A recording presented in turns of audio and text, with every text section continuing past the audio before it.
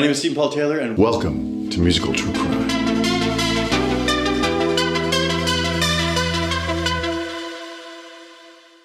The notorious Anna Delvey was born Anna Sorokin in Domodedovo on January 23, 1991. It's a suburb of Moscow, Russia, and it houses one of Moscow's airports, aptly named the Domodedovo Airport. She was born to humble beginnings, her father a modest truck driver, and her mother ran a convenience store. Of course, when her and her brother were born, her mother basically quit the convenience store and became a full-time housewife. They lived a quiet life. They were a family known for keeping to themselves. Anna was known for being an excellent student with a strong character. She was also known to easily offend. As you discover with this story, there were a great many more people that this young woman would offend in her lifetime. As a youth, she was known for her love of glossy magazines and fashion from as young as 13. Yes, she was one of those girls. Like the Heathers and Heathers or the Mean Girls and Mean Girls. That is so fetch. Gretchen, stop trying to make fetch happen. It's not going to happen. In fact, Mean Girls was her favorite movie. The qualities she appreciated in the characters in Mean Girls were the fact that they were mean. Just mean as fuck. Her and her friend Anastasia would strut the hallways of the school, heads held high and proud of their status in the school. They were the brightest and the most popular, and they loved it. She did well in foreign languages, the Russian language and literature, English, German, French, and she took dancing at lessons after school. She liked Mean Girls, she liked to offend, she was a Heather. She loved the trend, she was a smart girl. Daddy paid her rent, she was a spoiled girl. Never made a cent, her lips loose end. She hates loose ends, she was bitchy. And so arrogant, she's so fake and she likes to pretend she was a mean girl. And she likes to offend, she likes Mean Girls. She likes Mean Girls. She likes Mean Girls. She likes Mean Girls. All of that took a turn, however, when her family up and moved to good old Deutschland in 2007. They moved to Eschweiler, an industrial town. Gone were the days of Anna being Miss Popular. In Germany, she was actually described as quiet and not very good in German. She was less than happy in Germany than Russia. In fact, she was downright miserable. Around this time, she got into the habit of borrowing money from her parents and never paid them back. Other students referred to her as Barbie because of her love of clothes. In fact, in her yearbook, somebody wrote, "The best brands are not good enough." She graduated in 2011, and it couldn't be a moment sooner. She was aching to leave this one-horse town, and leave she did. She was accepted into Central St. Martin's in London, but she hated it. It wasn't her scene. She didn't fit in. She moved back, and as her goal was to live in a big metropolis, she moved to Berlin, where she interned for a fashion PR company. Come on, Vogue. She then moved to another big-ass metropolis known as Paris and ended up interning for a magazine called Purple. Purple calls itself a daily diary, and it chronicles global arts and cultural investigation across art, architecture, fashion, nightlife, sex, television, and travel. Now she was ready for a transformation. This was when she started calling herself Anna Delvey. That same year, her family moved from Eschweiler to Düren, and they barely heard a peep out of their daughter. Just like that, Anna Sorokin was gone, and Anna Delvey took her place. Kind of like Face Off, you know? But she kept the same face, just changed her name. Goodbye. Time to go away. Anna Sorokin, you're done. Anna Delvey stays. Goodbye forever. She's done with you never. Shall you return, stay there? It's the way it's gotta be. Shedding her past, the new Anna shall last. Fill up the car with gas. It's the way it's gotta be. Goodbye. Goodbye. Goodbye. Goodbye. New York City. New York City is a city of glamour, art, fashion, fast living, and high-rises. It is also a city where bravado and self-confidence can lead to success. Interning at Purple, Anna had the chance to go to New York for Fashion Week, and she loved it. She lapped it up. She ate it up with a spoon. People were so easy to talk to and get to know. She made connections at the drop of a hat. In Paris, people were standoffish, but in New York, with her charm, good looks, and unplaceable accent, she was the talk of the town. So she moved there and worked for Purple in their New York branch. Now, burning inside of Anna was the drive to get to the top. She wanted to climb that ladder, you know? I know. I got that drive too. But I'm not gonna con anybody. She found the rich people she met to be honest, a little dumb, and she kind of thought, well, I'm smarter than them.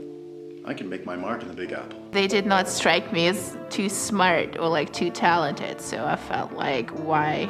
But purple was getting her nowhere, so she quit and she started up the Anna Delvey Foundation. It was a private members club and art foundation. She was a tad worried that the name of this was a little narcissistic, but she said, fuck it, let's do it. There's nothing wrong with a little tiny bit of narcissism now and again. Not too much, just a bit. From the moment she arrived in the city that never sleeps, she gave the impression she came from a wealthy German family. There was talk of her father running a well-known solar panel business or being a wealthy oil tycoon.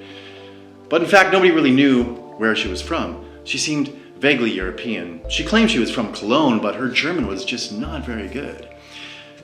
She also claimed she was an aristocrat and she'd come into a huge inheritance when she turned 26. This is one of the oldest cons in the book, conveying the impression you're an aristocrat. My name, Stephen, actually means crown, and I was born in Prince George, but don't get me wrong, I'm not an aristocrat. I'm just a guy. In 2015, Anna met Michael Huang at a dinner party full of swanky people, caviar, and dry white wine. Huang was a student at the University of Penn with a hunger to open an art gallery. Just her type, Michael was excited to be going to the Venice Biennale, and in true Anna fashion, she invited herself along. She asked if she could cover her flight and hotel and she'd pay him back.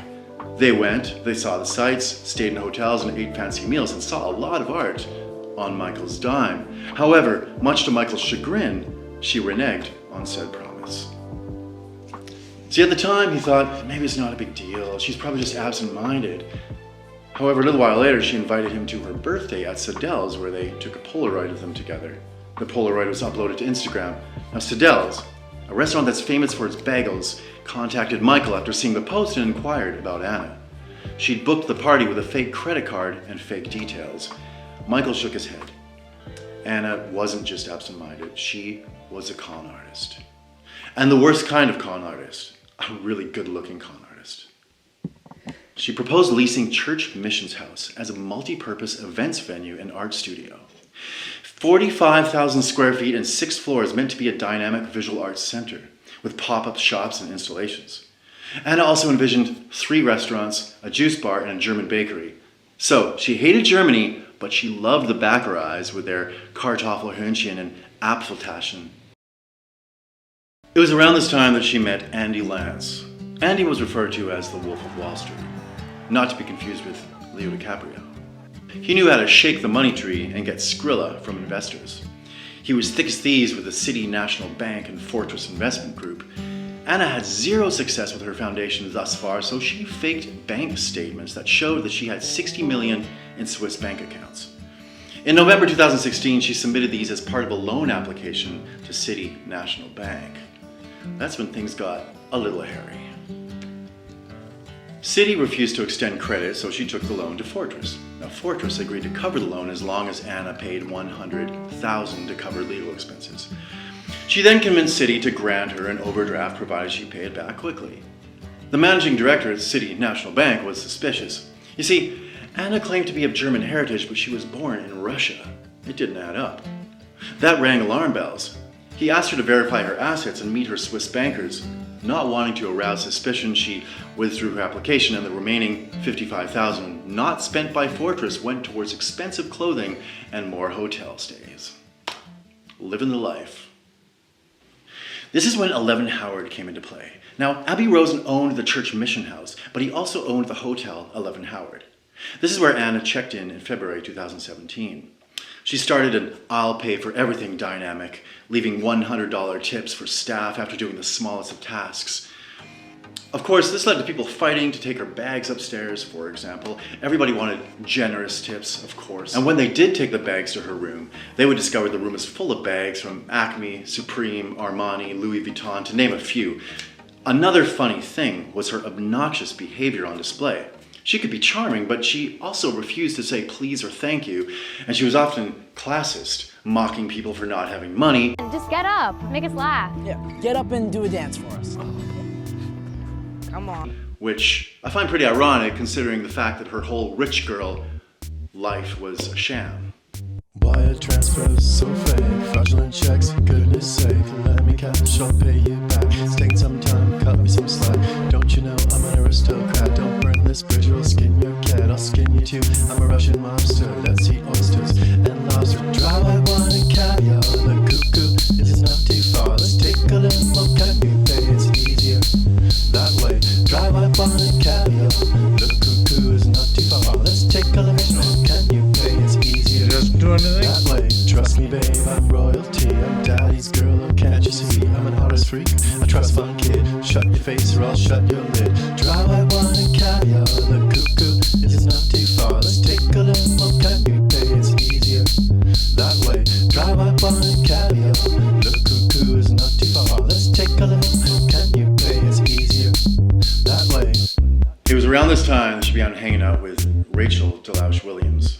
They met clubbing in a restaurant lounge called Happy Ending, sipping vodka through plastic black straws in 2016 when Williams was photo editor for Vanity Fair. No pictures. No pictures. Another high roller.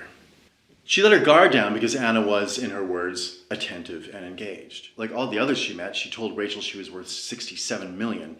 When they hung out, dining in Le Coucou, which the winner of the James Beard Award for Best New Restaurant, she insisted on paying for their buckwheat fried Montauk eel and whatever other delicacies they enjoyed. She was buddies with the chef who would make them special aperitifs. She would book everything to her hotel room in an act of fake generosity because she was fake generous. She was a fake. Now, around this time, people started to notice that Anna's circle had shrunk. Gone were the many sycophants and socialites. Mostly it was Anna, Rochelle Williams, and their trainer. When asked why, her response was, "My friends are mad I left Purple," and that she was too busy for parties as she was building her business.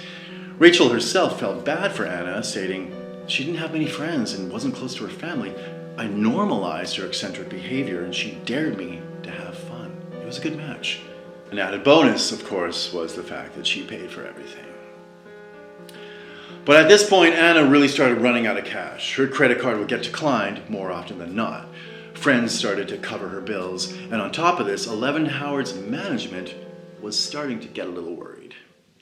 Since Anna was a client of Abby Rosen's and planning to lease the building, she was considered a valuable customer, and they agreed to accept a wire transfer. But 45 days had passed, and there was no wire transfer in sight. Delvey owned a grand total of 30,000 smackaroos. She told them a wire transfer was on the way. Then she delivered a 1975 bottle of Dom Perignon to the front desk.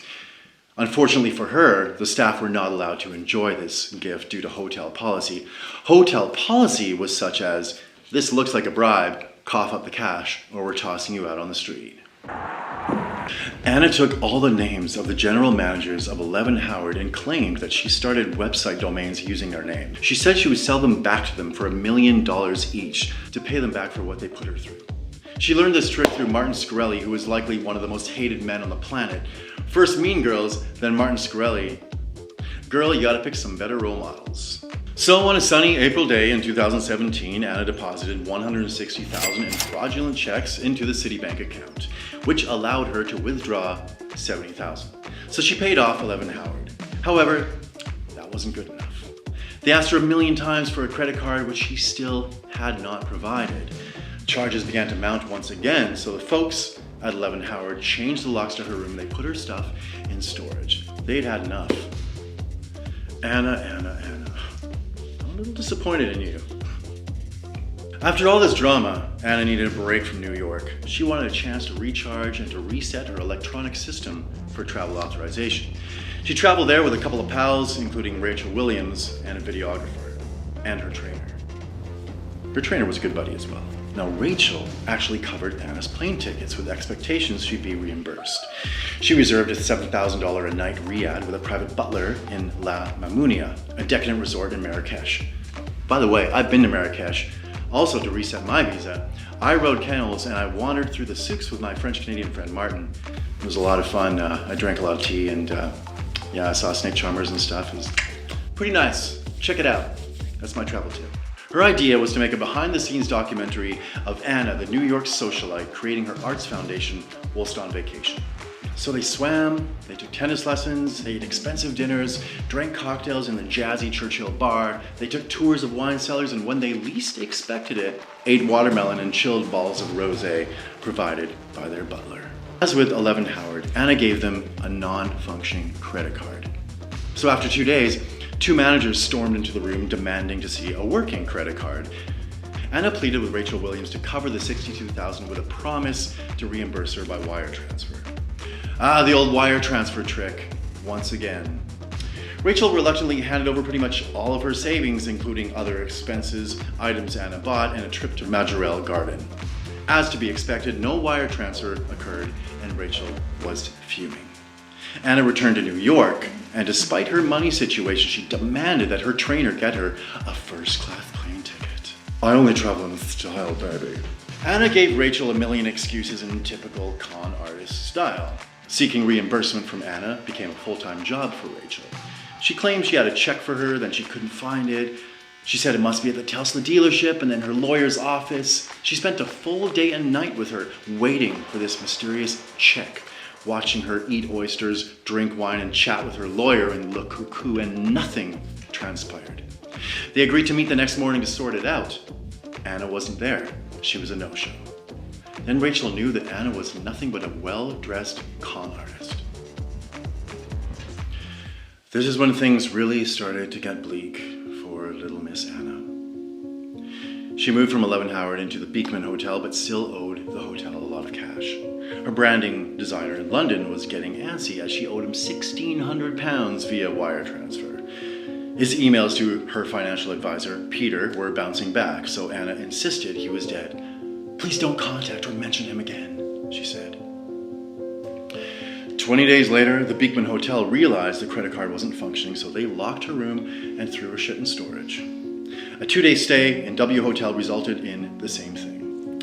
At this point, Anna ended up homeless, wandering the streets in expensive clothing. Anna, down on her luck, nowhere left to go, lost and confused, she went to her trainer's house and she asked if she could crash at her pad.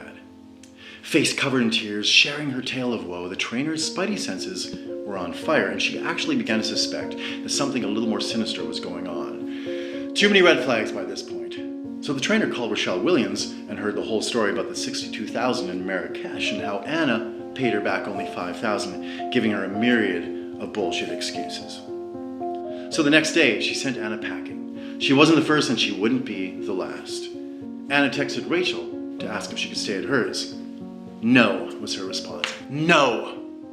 You've done enough damage. You've done enough damage, Anna. How dare you?" Face the music, it's time for humble pie. Face the music, it's intervention time. Face the music, you've ruined some lives and mine. Face the music, goodbye. Face the music. Face the music. Face the music. Face the music. Face the music. Your credit card is fake. Face the music. Your face looks like a rake. Face the music. Let's do a second take. Face the music, or I'll throw you in the lake. Face the music. Face the music. Face the music. Face the music. The trainer and Rachel Williams attempted to stage an intervention. Cool, blimey. This is a nice bloody surprise. What's this about then? Really, it's about the weird, fake English accent. Bollocks. So they met Anna in the frying pan on the West Side Highway, demanding answers. Who was she? Why did she do this? Would she be able to pay them back? Anna stammered, her eyes blinking, darting left and right, unable to answer a single question, unable to offer a single explanation. Finally, the bitch snapped. With crocodile tears barreling down her Russian-German cheeks behind oversized sunglasses, she whispered, "I'll have enough to pay everyone back once I get my lease signed." The trainer grabbed her by the shoulders and stared her cold in the eyes, and lips trembling as she said, "Anna, the building has been rented. You're done. You're done, babe. Within no time, Beekman Hotel and W both filed charges for theft of services, but that was just the beginning of her house of cards toppling down. The fake documents she sent to City National Bank and Fortress to secure loans of millions of dollars was already a very serious crime. She'd also persuaded the company Blade to charter her a $35,000 jet to Omaha, Nebraska, with a forged confirmation for a wire transfer from Deutsche Bank, which is, coincidentally, my bank too. Yeah, the same bank. Me and a con artist. Homeless, she checked into Bowery Hotel for 2 nights using a receipt for a non-existent wire transfer. Rachel Williams, City National, and many, many other people and companies received forged wire transfer receipts.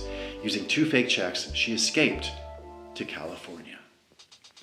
She thought she could start a new life with the palm trees and the sun beating down the beaches, but alas, that was not to be the case. This is when the sting operation came into full force. Now, Rachel Williams felt screwed over big time. She was more than willing to help the police get this scoundrel in prison. So on October 3rd, 2017, Rachel Williams arranged a lunch meeting with Anna at a restaurant near the rehab facility she was staying at and convinced her to leave. When she stepped out of the facility, she was ambushed and arrested by the LAPD. They tackled her to the ground. Again, she was screaming and crying hysterically, in fact. The jig was up. Everything came out. It was like a flood. Stories of her screwing over people in Berlin, Paris, London, Eschweiler, Russia. The girl had conned a massive number of innocent people, and she was only 25. In total, she defrauded hotels, restaurants, a private jet operator, and banks out of $270,000 during her 10-month spree. Now in court is where Anna's desperate need for attention reared its ugly head once again. She hired a celebrity stylist so she would always look glowed up. Anna's lawyer said it was strategic and imperative she dress appropriately for trial. However, the prosecutor said she showed more concern for her attire than the emotions of those she hurt. She seemed to revel at the plight of her victims. Let's face it, this girl is a douche. Douche-sickle. On Friday of her trial, her outfit wasn't pressed, so she refused to enter the courtroom. She was like, no, I'm not going off there looking like this. There's no way. She needed to look dolled up at all times. Gotta think of the press. However, the judge disagreed, stating, this is a trial. She's a defendant in a criminal case. I'm sorry if her clothing is not up to standards, but she has to be here. After 2 days of deliberation, on 25th of April, 2019, she was found guilty of 8 charges, including grand larceny in the 2nd degree, attempted grand larceny, and theft of services. The cheating, the stealing, and the lying that her phony persona and lifestyle kept afloat. She was not guilty of larceny in the 2nd degree for stealing the 62 grand from Rochelle Williams. Rochelle went on to write a book about her experiences entitled My Friend Anna, The True Story of a Fake Heiress. Hopefully her earnings from that book made back some of the money she lost to this horrible excuse of a human being. On May 9th, 2019, she was sentenced to 4 to 12 years in state prison. She was fined 24 grand and ordered to pay a restitution of $199,000. Anna was released after 3 years based on good behavior, which is kind of crazy. She was interviewed and she made some peculiar and baffling statements. As to be expected, she took zero responsibility for her crimes, refusing to admit they're even crimes. Do you see this whole thing as a victimless crime? I don't see this case as a crime at all. How about that? On one hand, she said jail was hell on earth, but on the other hand, she said, I learned a lot from my time in jail. What exactly did you learn, Anna? You still don't take responsibility. You never offered an apology to anybody you ripped off, especially Rachel Williams, who paid you over a year of her wages for your hotel bill. Her lawyer, who I think is legally insane, claims she's a role model. Yeah, well, for this Instagram narcissistic generation, perhaps, but please don't let me live in a world where this sort of behavior is the norm. Her father has since disowned her. And for good reason, if you ask me. When she was released, she lucked out. She secured a deal with Netflix, allowing them to make the upcoming movie Inventing Anna, raking in $300,000. Now the good thing is, a bulk of this money went to paying back her restitution. Was she decent enough to pay back Rachel Williams or the many others she ripped off? No. Will she watch the upcoming Netflix series on her? She claims she will not. But it's hard for me to imagine a raging narcissist such as Anna not watching it, to be honest. I think she's gonna love it. She's gonna be glued to the screen. Because they're spilling tea and she's drinking it up, if you know what I'm talking about. Now there's one good thing to come out of this. 1 month after being released, Anna was thrown back into the slammer because she overstayed her visa. Now will she get a chance to live in the States again? Fingers crossed she won't. She said Germany is worse than jail, so let's hope she's sent back to the fatherland. To the worst town in Germany too, like maybe Kiel or Dortmund. Yeah, Anna in Dortmund. So there you have it, the story of Anna Delvey, or shall I say Anna Sorokin, a fake heiress who conned and manipulated many people until her eventual undoing. Some people think she's right in what she did, as though she's a modern day Robin Hood. Her Instagram is killing it and a lot of her fans absolutely fawn over her. I almost vomited reading some of the comments. Anna did nothing wrong, the queen is back, and girl, we stan you. I honestly wish Anna and her stans would all move to a desert island with nothing to eat but tree bark and ants. These people are exactly what's wrong with humanity, if you ask me. So, now I'm leaving it with you. What do you think of this story? Is Anna a likable character who just messed up a little bit? Or is she a deeply flawed con artist who deserves nothing more than living in an outhouse for the rest of her days? Comment your frickin' comment in the comments. And don't forget to like the video and tell your friends. Every little bit counts. And subscribe as though your life counts on it. And remember, be safe out there.